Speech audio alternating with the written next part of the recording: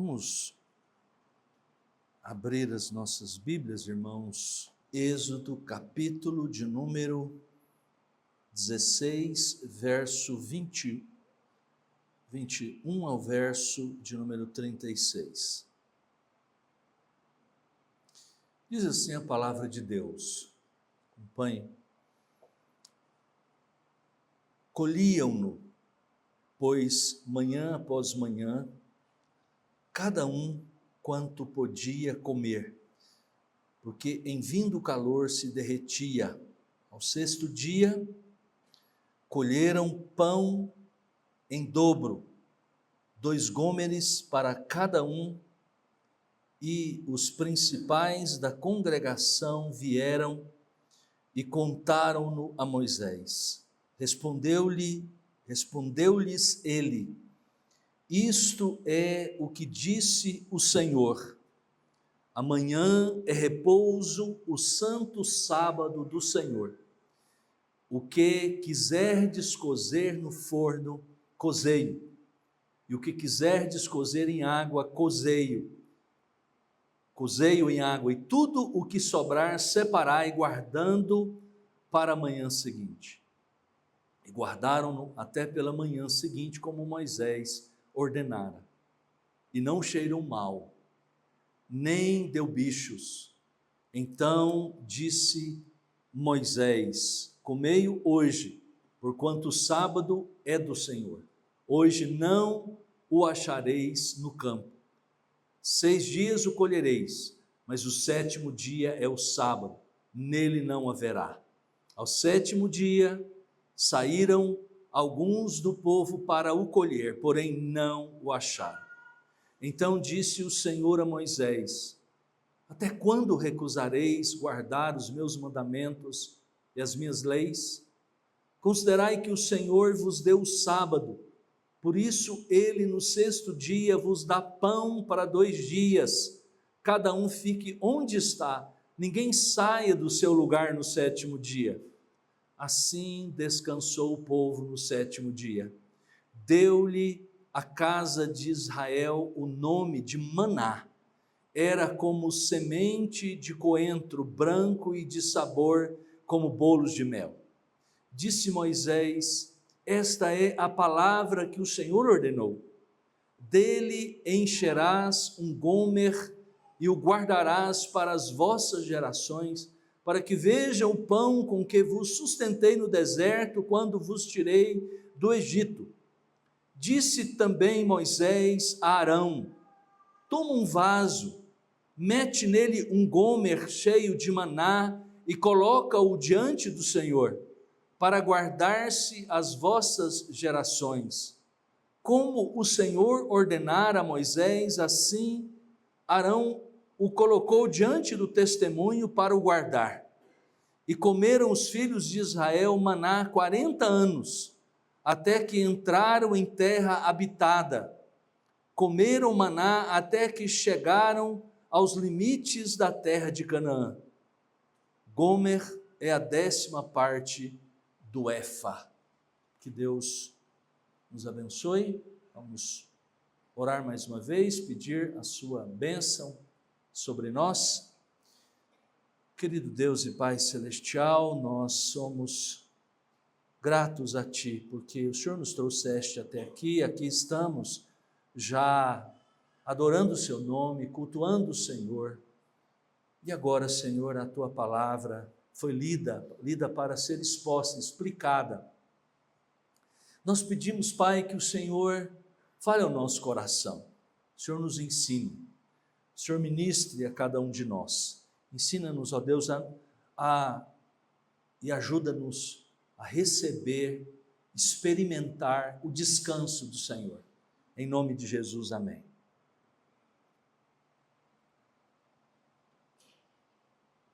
Imagine-se você no lugar dos israelitas.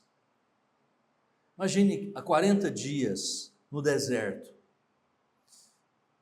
Os provimentos que trouxeram do Egito, os alimentos, é claro, já tinham acabado e também se sobrasse qualquer coisa, já não prestaria para mais nada, estariam putrefatos,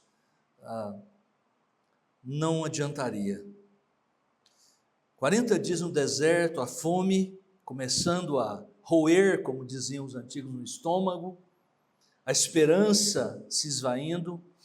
Então, milagrosamente, Deus envia uma comida, algo que é chamado aqui de maná, foi dado esse nome, não tem um significado. Na verdade, a gente viu no texto passado, quando consideramos que a palavra man, no hebraico, é uma pergunta, o que? O qual? E aí, sabe aquela coisa que você bota o apelido e fica maná? É simplesmente uma pergunta, o que? Ou qual? Nada mais do que isso. Eles deram aqui, segundo o texto, acharam interessante, né? Talvez o povo de Israel deu o nome daquele pão ou daquele alimento de maná. Deus então milagrosamente envia o maná, alimento diário, provisão constante, como a gente observa aqui.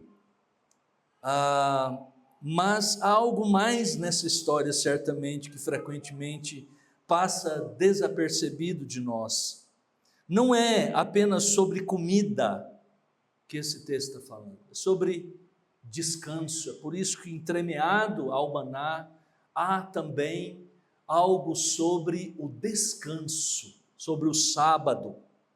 É sobre um Deus que não apenas alimenta nossos corpos, mas que nos convida, nos chama, nos conclama a parar, a respirar, a confiar nele nos momentos mais difíceis e desafiadores da vida. A passagem que acabamos de ler, do verso 21 ao verso 36 do capítulo 16 do Êxodo, não é meramente um apêndice narrativo sobre o maná, é uma revelação do caráter de Deus, é uma instituição do sábado. A primeira vez que o sábado aparece explicitamente nas Escrituras como um mandamento divino. Ele já apareceu a primeira vez lá no capítulo 2 de Gênesis, mas falando do descanso de Deus após completar a obra da criação em 6 dias. Mas agora é o primeiro texto, antes inclusive de serem dados os 10 mandamentos, que agorinha mesmo nós lemos aqui, está lá no 4º mandamento, é sobre o sábado. Veja, e pela forma em que está lá, lembra-te do dia de sábado, na verdade ele já vinha sendo, ou algumas pessoas em alguns momentos certamente haviam praticado, algumas pessoas tinham consciência, e aqui nós temos isso claramente sendo agora estabelecido pelo próprio Deus. Os israelitas saem do Egito, para nós termos na nossa memória o que vem acontecendo, para que a gente possa nessa noite refletir sobre o texto que está diante de nós e que foi lido. Os israelitas saem do Egito, está lá no capítulo 12 deste livro do Êxodo, atravessaram o Mar Vermelho, Êxodo capítulo 14, e após apenas 3 dias no deserto começam a reclamar. Está aí no capítulo 15, texto que já consideramos a partir do verso 24. No capítulo 16, a reclamação intensifica-se. Eles dizem lá no capítulo 16, aqui no capítulo 16, verso 3, oxalá, tomara, tivéssemos morrido pela mão do Senhor na terra do Egito, quando nos assentávamos junto às panelas de carne e comíamos pão a saciar-nos. Aqui começa esse processo de murmuração e de reclamação. Deus então promete maná pela manhã e pássaros, codornizes à noite, está no verso 11 e 12 do capítulo 16, e nos versos 16 a 20 estabelece-se a primeira regra: cada pessoa colha um gomer, e que, de uma maneira que parece uma edição posterior, verso 36, diz: gomer é a 10ª parte de um éfa, porque nesse tempo era essa medida, o gomer era desconhecido, né, como é para nós, temos outras medidas. Veja, alguns tentam guardar para o dia seguinte, mas o maná apodrece, exceto no 6º dia. É aqui que entra o nosso texto. O maná que sobra no 6º dia não apodrece. Por quê? Porque há um 7º dia diferente. Um dia em que Deus não envia maná, não envia pão, não envia as codornizes. Um dia em que o povo deve descansar. Esta não é uma história, uma narrativa meio sem sentido, não, absoluto, não há nada nesse sentido na Bíblia que seja sem sentido. É, na verdade, a culminação, a mensagem teológica do episódio do maná. A provisão divina não é apenas sobre quantidade, encher o bucho deles, encher os estômagos deles, absolutamente, mas sobre também algo muito, muito mais especial, a qualidade de vida, incluindo o repouso. O sábado, nesse contexto, é a dádiva, como o próprio texto chama, a dádiva suprema de Deus para o seu povo. Um tempo de repouso que revela sua fidelidade, resgata o povo da lógica da escravidão do Egito e aponta para o descanso eterno de Cristo. Veja, vamos entender isso melhor. Me acompanhe aí. Essa ideia, essa tese aqui, essas verdades de que não é um mero dia comum o sábado, mas é onde Deus revela o seu descanso, a sua fidelidade.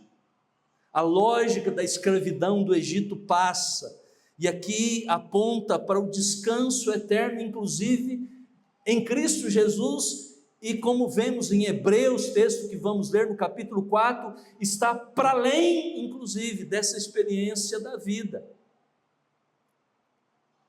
Isso nós vamos destrinchar em 3, ou melhor, 4 movimentos, que é a minha consideração para os irmãos hoje à noite, e a partir disso tirarmos implicações dessas verdades para a nossa vida, para nós como cristãos. Então, em primeiro lugar, veja aí,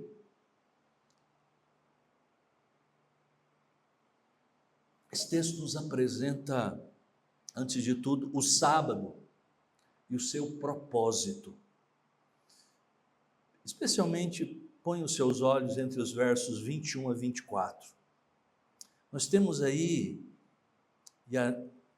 corroborado obviamente por outros versos da Escritura Sagrada, que o sábado tem 3 propósitos. Primeiro, é o descanso físico, é claro. Após 6 dias de colheita, de trabalho, no caso deles no deserto, e depois na experiência, quando estiverem na terra prometida, 6 dias de trabalho, o povo deve descansar. Não é preguiça, é obediência, é reconhecer que a vida não depende de nosso trabalho incessante, é um reconhecimento também da providência divina, tem um propósito de expressar uma confiança radical em Deus. O sábado, nesse contexto deles aqui, exige fé. A leitura que nós fizemos, como nos é aqui posta, é claro que nós lemos e veja, esse povo olha para um lado, para o outro, é deserto, não tem nada para comer. E agora? Tá, 6 dias vem pela manhã eles podem recolher o maná, à tardezinha eles podem recolher as codornizes e podem fazer o assado deles e comerem, mas no 7º dia, Deus diz, não virá.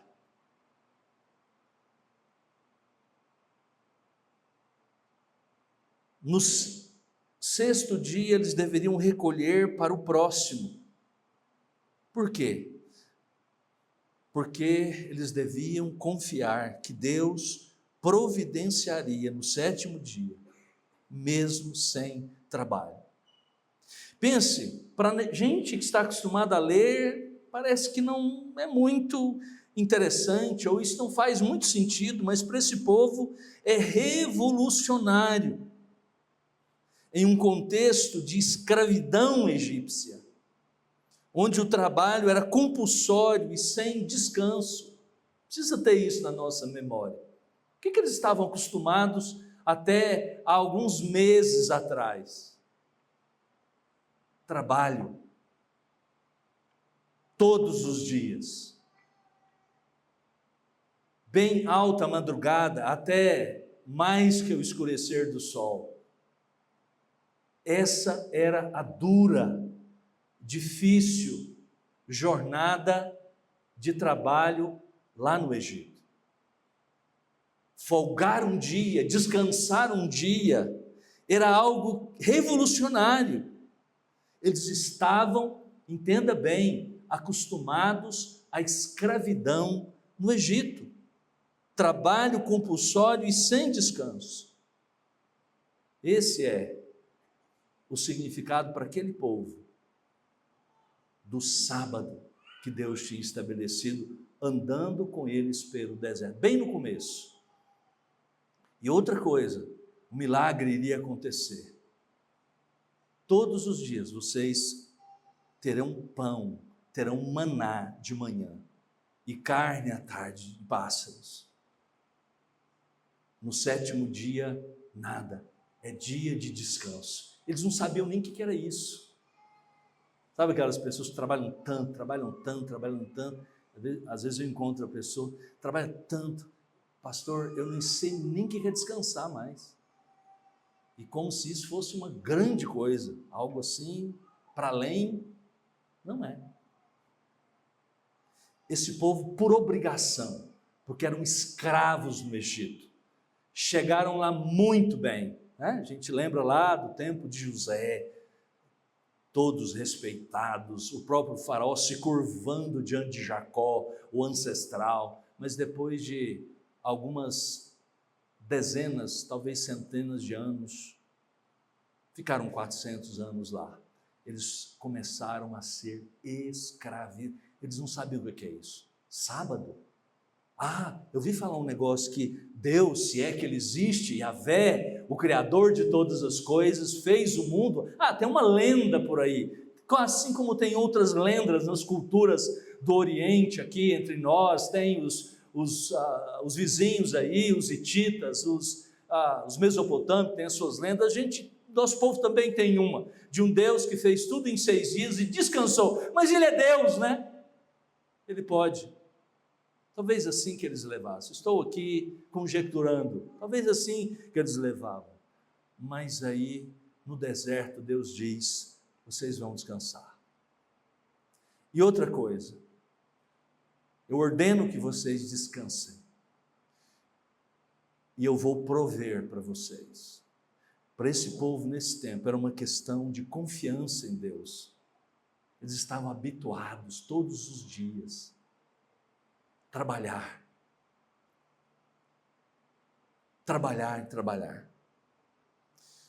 Terceiro propósito é que há também, pelos textos todos que se referem ao descanso sabático, o sábado não é apenas uma pausa, é um realinhamento espiritual. Deus diz no verso de número 25, hoje é sábado para o Senhor, não para o homem, mas para Deus. É um dia em que o foco muda de provisão material para a comunhão com o próprio provedor. Embora não mencionado explicitamente em Êxodo 16, o sábado, em Gênesis 2, é o padrão original. Deus repousa no sétimo dia e o santifica. Aqui em Êxodo, Deus restaura esse padrão tão abandonado, esquecido pela própria pressão do Egito. Por esquecimento de todas essas histórias, mas muito mais por pressão da escravidão no Egito. E aqui Deus restaura esse padrão para um povo traumatizado pela escravidão. Segundo lugar, o sábado, e veja, vimos o seu propósito, agora a sua violação. Isso já começa aqui. E quando você lê os profetas que vieram 700, 800, até 1000 anos depois que esses eventos ocorreram, o profeta Jeremias, uma das causas, inclusive, para o desterro babilônico, para o cativeiro babilônico, foi exatamente, Deus diz ao profeta Jeremias, ao profeta Ezequiel, e aqueles que viveram neste mesmo período, é porque eles não guardaram os meus sábados. Mas aqui começa essa história de violação. A violação do sábado, em outras palavras, era a rejeição de uma dádiva divina.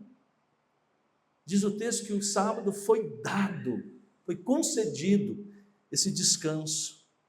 Isso significava uma incredulidade prática, em primeiro lugar.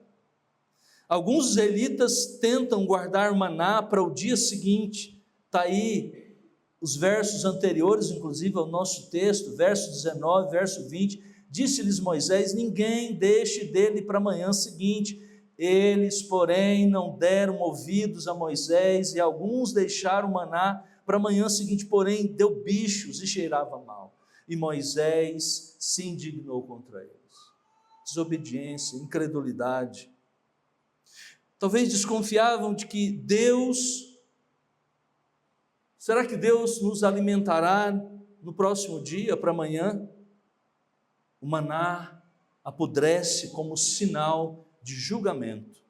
Não é um castigo arbitrário, é consequência natural da nossa desconfiança. E certamente isso ocorrerá. Todas as vezes que nós desconfiamos de Deus, isso certamente ocorrerá. Mas também, pode ser uma incredulidade bem prática do dia a dia, é uma violação deliberada, planejada. No sétimo dia, diz o verso 27 agora, alguns do povo saíram para colher. Bem no dia que Deus tinha dito, olha, estão acostumados, né? A todos os dias, a escravidão. Eles conhecem a ordem e escolhem desobedecer. Por quê? Talvez por ganância, talvez por medo de que não haja alimento no próximo dia, talvez por hábito da escravidão, a mentalidade que precisam trabalhar constantemente para sobreviver, porque senão, pastor, eu tenho que matar um leão por dia, senão, não é isso que a gente ouve por aí? Senão, eu não sobrevivo. Consequência, não há maná no sétimo dia, diz o verso 27. Deus não pune com morte ou praga, mas com ausência. A ausência que os força a confrontar a desconfiança deles. É uma lição de amor, de um amor corretivo, de um amor que corrige. É assim o Deus da Bíblia. A violação do sábado não é um pecado pequeno ou administrativo, é rejeição da dádiva de Deus e, portanto, é uma rejeição ao próprio Deus. O sábado aqui é posto como um teste de fé, um teste de que o povo falha repetidamente ao longo da história, É isso que nos é apresentado. Infelizmente, é assim que nós muitas vezes também fazemos. E aqui a gente tem um princípio fundamental. Deus não força o descanso, convida para ele, mas a recusa em descansar é recusa em confiar que Deus pode, Deus quer, Deus supre, porque Ele é o Deus da aliança, o Deus do seu povo. Terceiro lugar, e o mais importante de toda essa abordagem, vou até tomar uma aguinha, tá certo? É o significado. É o sábado e o seu significado. Nós vimos o sábado e o seu propósito, nós vimos o sábado e a sua violação, agora o sábado e o seu significado. Embora veremos outros textos da Escritura, mas basicamente os versos 29 ao verso de número 31.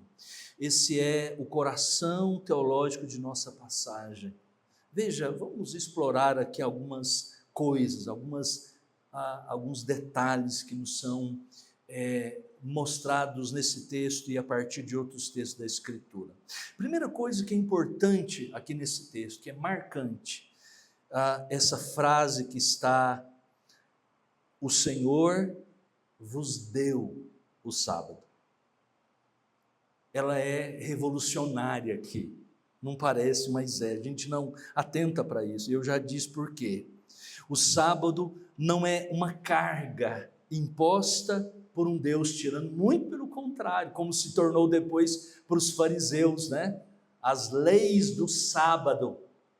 E até muitas religiões nos nossos dias, que são outras religiões, mesmo que de certa maneira relacionadas ao cristianismo, ao protestantismo, né? Que tem uma carga enorme sobre o sábado, a respeito do sábado. Não, nós precisamos entender antes de tudo que, segundo as Escrituras, o sábado é um sábado de descanso que Deus deu, não é uma carga imposta por um Deus tirano, é um presente de um Deus que ama o seu povo, que vivia exatamente escravizado perante as cargas do Egito.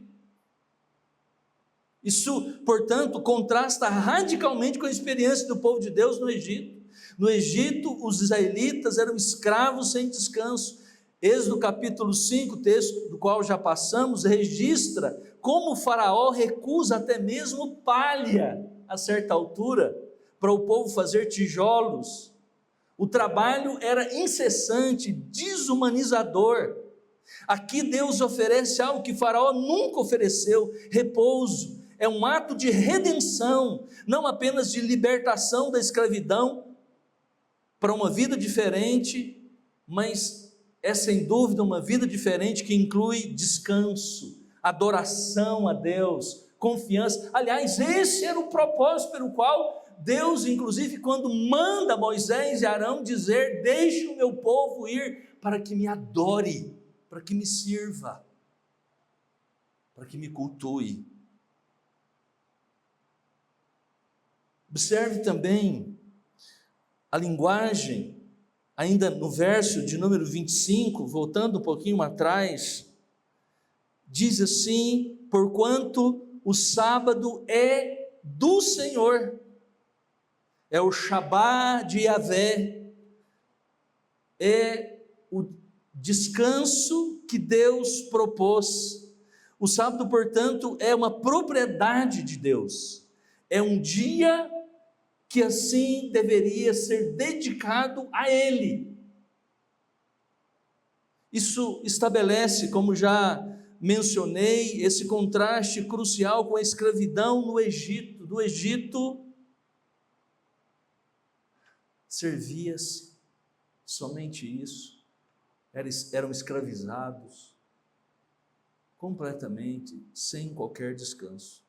O sábado, portanto, é um símbolo visível dessa transformação do povo de Deus. Ao descansar o sétimo dia, o povo de Deus, o povo de Israel, que é aqui o povo de Deus, rejeita a lógica da escravidão e afirma a sua libertação.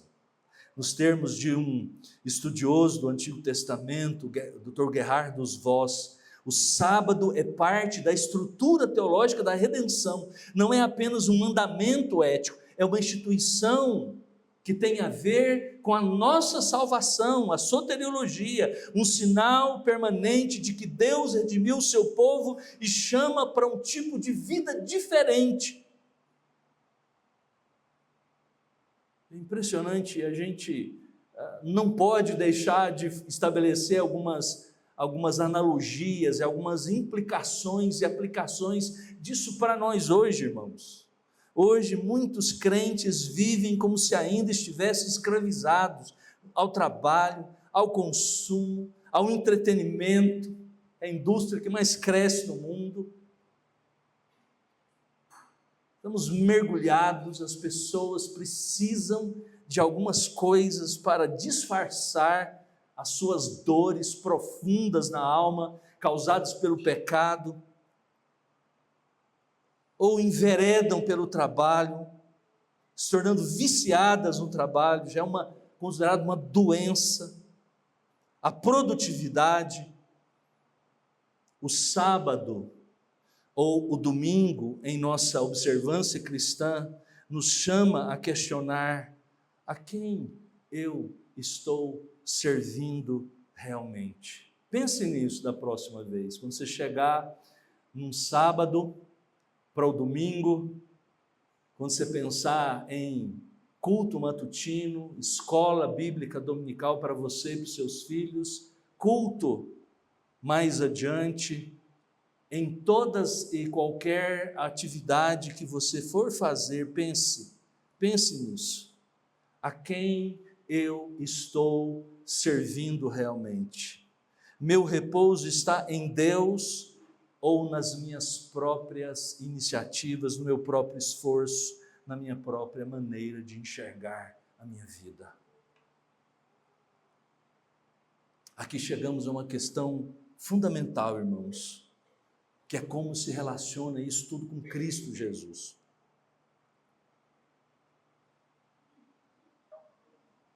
Como o sábado de Êxodo 16 se relaciona com Cristo. A nossa teologia, ela entende o sábado em 4 dimensões. Deixa eu só mencionar. A primeira é, claro, o sábado da criação.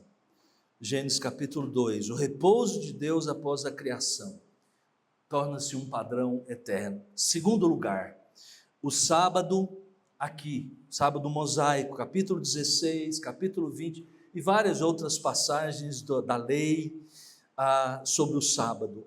A lei do sábado como mandamento específico ao povo de Israel, inclusive um sinal do pacto, da aliança de Deus. Terceiro, o sábado cristológico. Mateus capítulo 11, capítulo 12, ele é o descanso para os cansados e sobrecarregados, ele é o Senhor do sábado. Só trazendo a sua imagem, a sua cabeça, a imagem desse texto, capítulo 11 e 12 de Mateus. O contexto de Mateus capítulo 11, onde Jesus faz aquela declaração, estão lembrados? Vinde a mim, os cansados e sobrecarregados, e eu vos aliviarei. Tomai sobre vós o meu jugo e aprendei de mim, porque eu sou manso e humilde de coração, e achareis descanso para as vossas almas. Descanso é uma das palavras do Novo Testamento para o repouso sabático. Porque o meu jugo é suave, o meu fardo é leve. Imediatamente depois, se você olhar lá em Mateus 12, qual é o próximo texto? Qual é o assunto do capítulo 12, a partir do verso 1? A discussão de Jesus com os fariseus, com as autoridades religiosas judaicas sobre o sobre o sábado.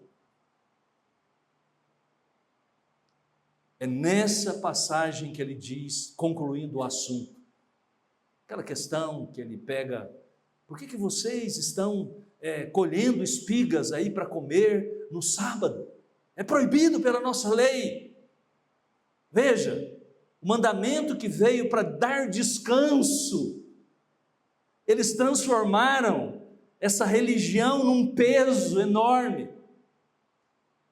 Jesus diz: o sábado foi feito por causa do homem, não o contrário, para trazer descanso.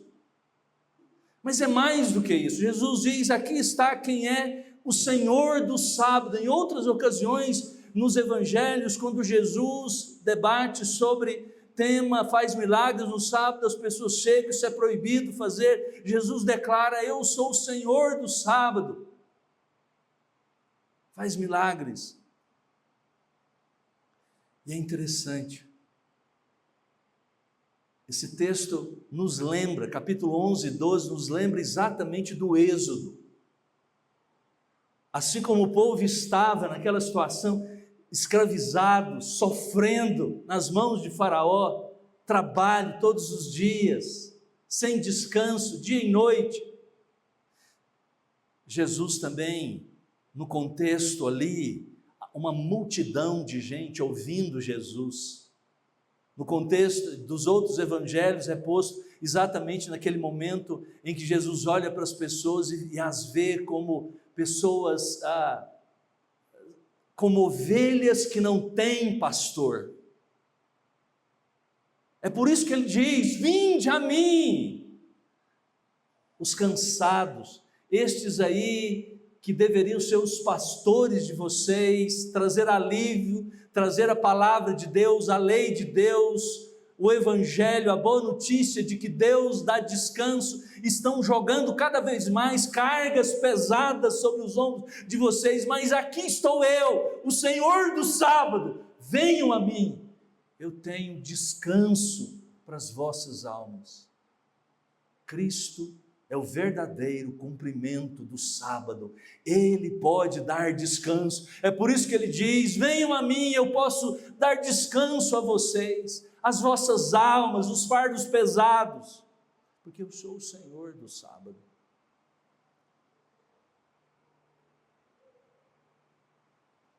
Mas é um outro sentido, que ainda falta na teologia do sábado. O sábado escatológico, o sábado do fim.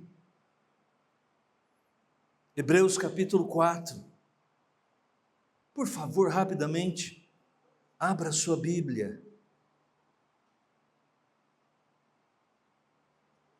E acompanhe por alguns versos, pelo menos.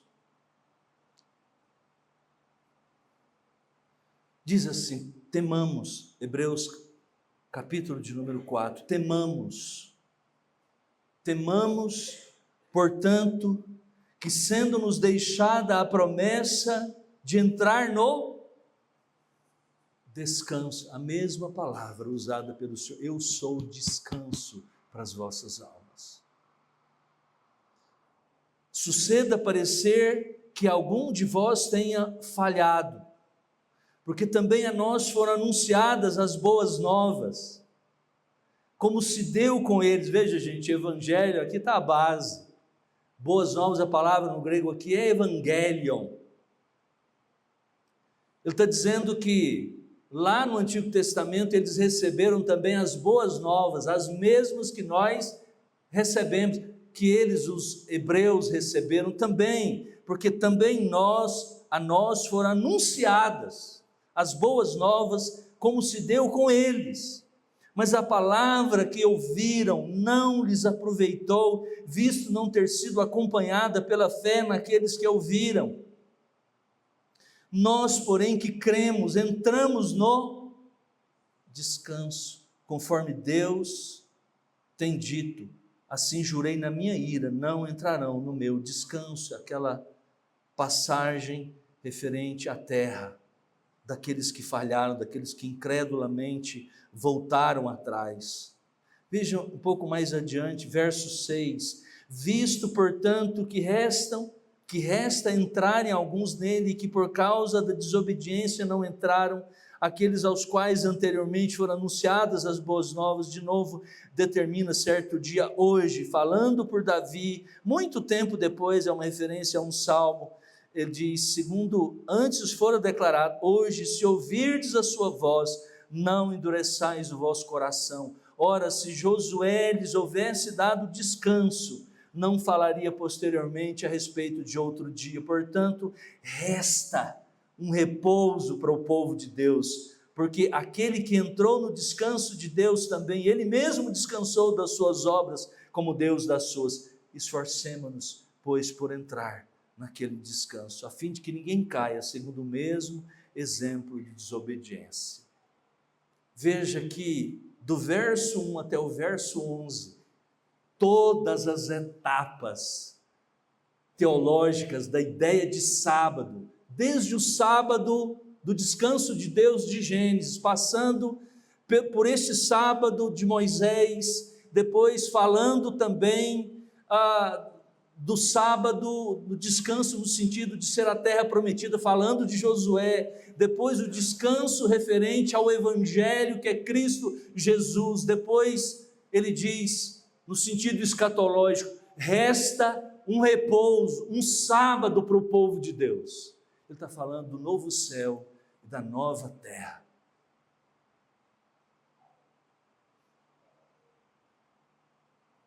Isso não significa, obviamente, que o sábado do Antigo Testamento não tenha tido o seu significado, ou não teve o seu valor, é claro, mas nós precisamos entender tudo isso à luz de um texto como esse, como o texto do Evangelho de Mateus, capítulo 11, capítulo 12, sobre Cristo, como também a ideia de sábado no capítulo 4 de Hebreus, que passa por todas essas etapas, e para nós, que tendo encontrado no Evangelho, tendo ouvido um dia a voz do Senhor Jesus, que nos chamou para si, e nós entramos no descanso da vida eterna, que o Evangelho concede, também nos é prometido nas Escrituras, de que quando tudo isso passar, nós estaremos diante do Senhor, no descanso eterno, no novo céu e na nova terra. Esse é o significado mais profundo. O sábado sempre apontou para um repouso que transcende ao descanso físico, apontava para a paz com Deus, a cessação da própria obra para a salvação, confiança total na provisão divina. Por isso que para o crente, para o cristão,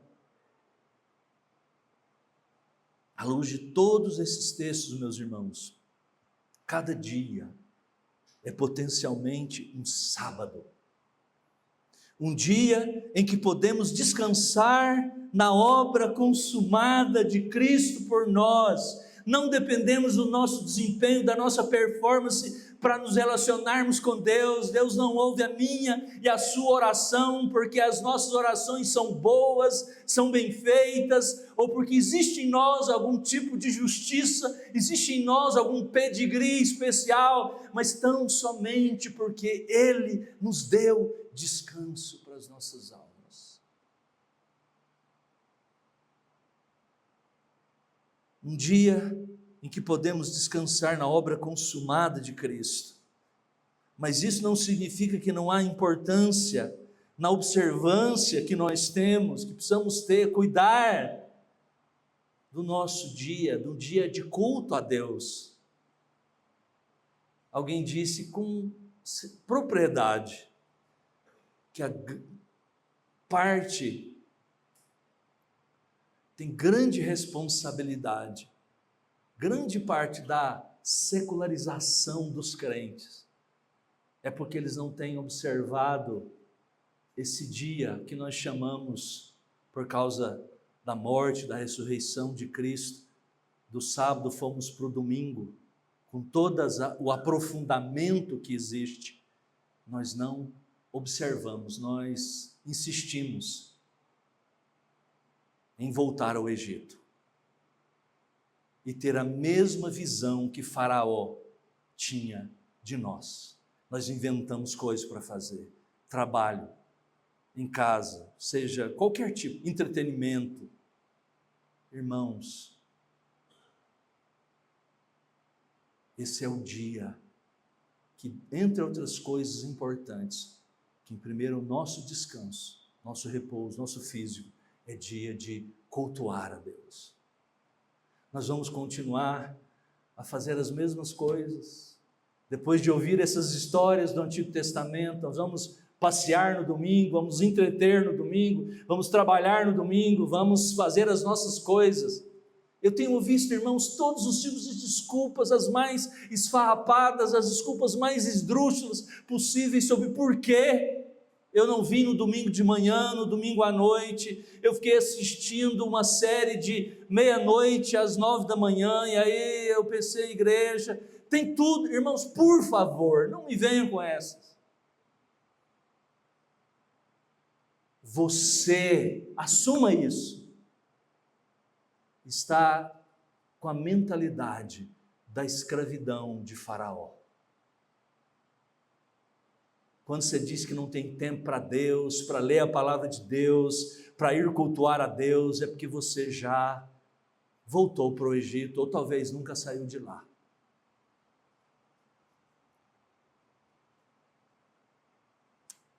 Em quarto e último lugar, o sábado e seu testemunho contínuo. Vê se eu consigo me lembrar aqui. Primeiro é o sábado e o seu propósito. Depois foi o sábado e a sua violação. Depois nós vimos o sábado e esse significado, o seu significado. Agora, por último, o sábado e o seu testemunho permanente, contínuo. Verso 31 até o verso 36. Os versículos finais do nosso texto introduzem um elemento importante, o testemunho permanente do sábado. Diz, interessante essas palavras, todas desconhecidas para nós, um gomer de maná é guardado perante o Senhor, diante do Senhor. A preposição hebraica é bem mais incisiva, bem mais forte. É como dizer, na presença do Senhor. Ela é inclusive, às vezes, uma variação da lifné, que é a preposição aqui para diante ou perante, é a palavra também para falar da presença, da pessoa, do rosto, muitas vezes, de Deus. Ou seja, é diante da cara de Deus, perante o Senhor. Provavelmente ele esteja falando aqui, essa menção seja da Arca da Aliança. Mais uma vez, é interessante, capítulo 9 de Hebreus fala um pouquinho disso, do que estava dentro da arca.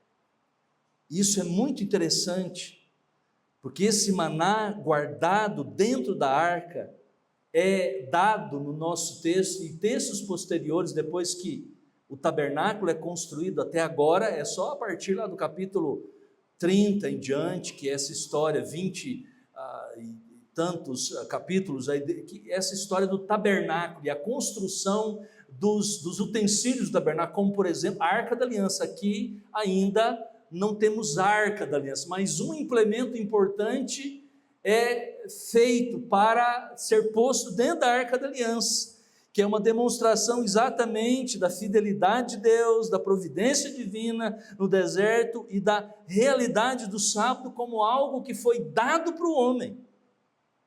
Segundo, agora sim, Hebreus capítulo 9, verso 4, veja lá na sua Bíblia, olha que coisa interessante. Ele vem falando no versículo 1, fazendo uma comparação entre a nova aliança em Cristo e a aliança antiga, os utensílios todos, e ele diz que nós estamos agora num tempo muito especial. Mas antes disso, verso 4, ao qual, verso 3, diz assim: por trás do segundo véu se encontrava o tabernáculo que se chama o Santo dos Santos.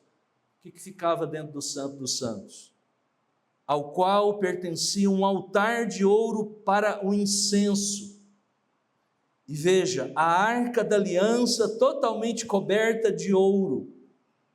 O que tinha dentro da arca da aliança? Na qual estava uma urna de ouro contendo o quê?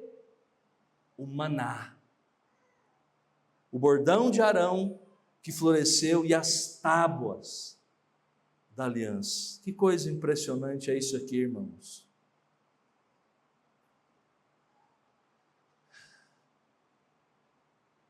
Foi colocado na arca da aliança, que era o utensílio mais importante naquele lugar.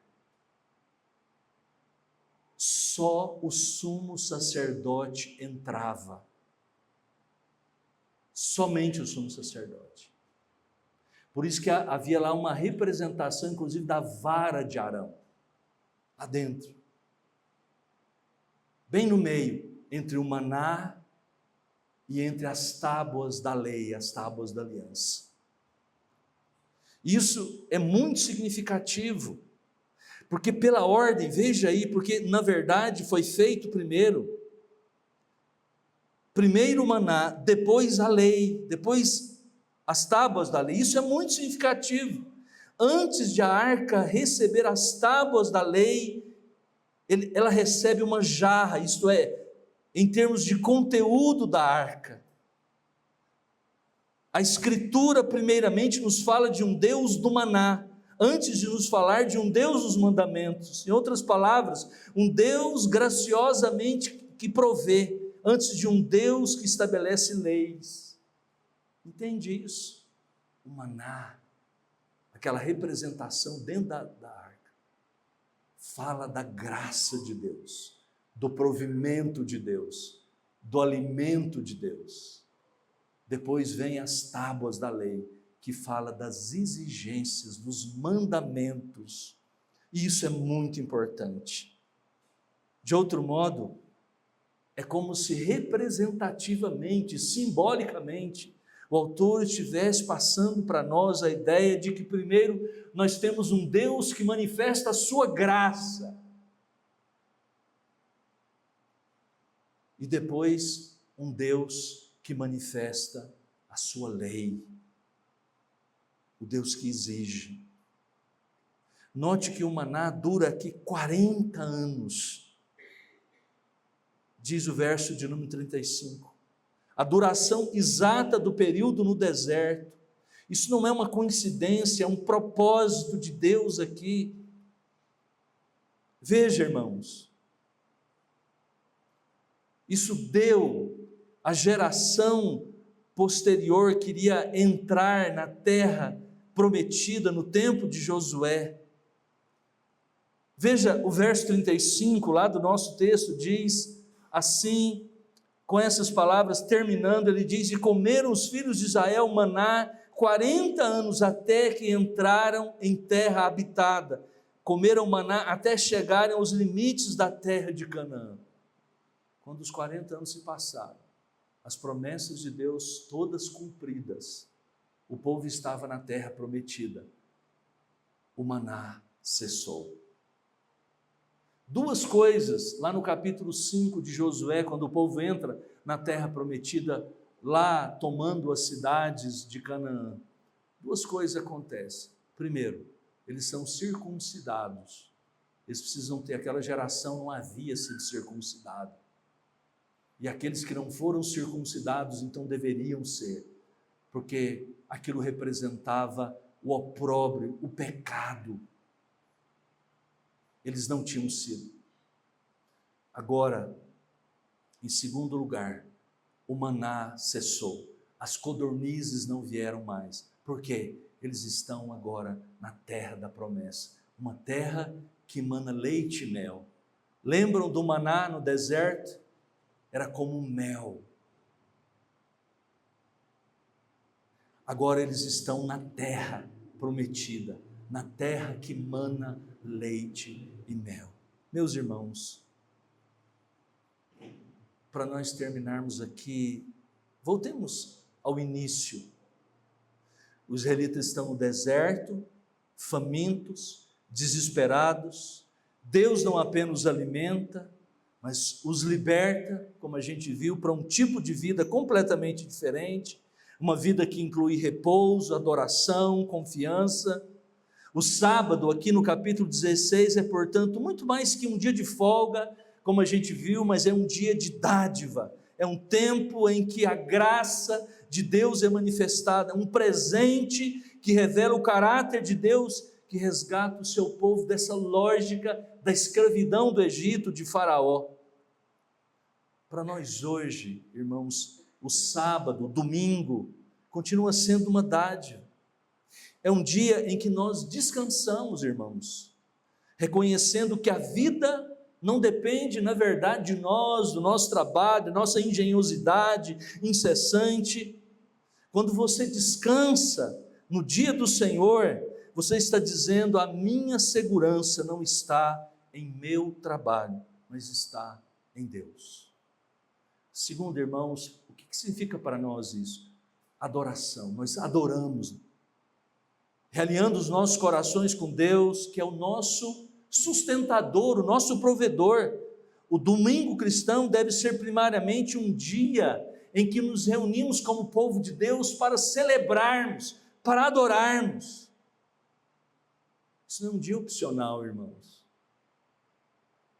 Nós estamos no nosso tempo acostumados, na nossa mente, com as ideias humanas, as ideias deste mundo, de que nós estamos, se a gente sentir, a gente vai, se a gente sentir, a gente se compromete. A Escritura nunca disse isso sobre o culto a Deus. Ele nos chama e nós devemos obedecê-lo. Significa também para nós, irmãos, confiança. Nós confiamos, afirmando que Deus é fiel, que Ele nos alimenta, que Ele nos ama. Jesus retoma isso em Mateus 11, quando diz que nós devemos orar: o pão nosso de cada dia nos dai hoje. Não é o pão de cada mês, não é o pão de cada ano, é o pão de cada dia. Isso reflete exatamente a mentalidade do maná. A confiança diária em Deus. Você confia de fato que Deus é o sustentador da sua vida todos os dias? Mas nós também antecipamos, celebrando a ressurreição de Cristo e aguardando o repouso eterno. Hebreus 4 nos convida a entrar no repouso de Deus através de Cristo. Isso não é um repouso físico apenas, isso é paz espiritual. É a paz com Deus, é a paz que Ele coloca dentro de nós, é a obra da salvação consumada. É isso que nos dá descanso, saber que Cristo Jesus morreu por nós, pagou pelos nossos pecados, e de que nós não precisamos nos salvar a nós mesmos, nós temos um Salvador. Feche seus olhos, vamos orar. Querido Deus, nós te agradecemos pelo descanso, pelo sábado. Agradecemos pelo dia do Senhor, que nos lembra através das Escrituras o que o Senhor fez por nós.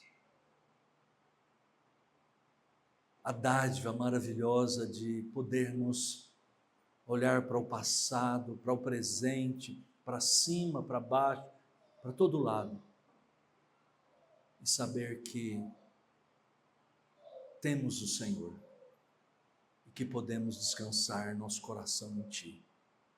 Em nome de Jesus, amém.